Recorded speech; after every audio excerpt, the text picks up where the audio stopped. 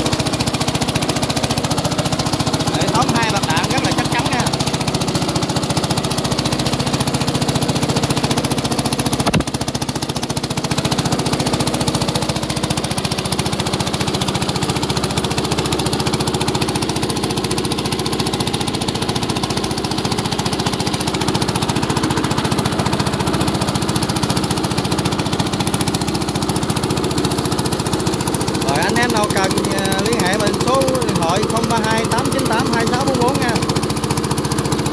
Rồi cảm ơn anh em đã xem clip, nhớ đăng ký video cho mình nha để theo dõi những clip mới.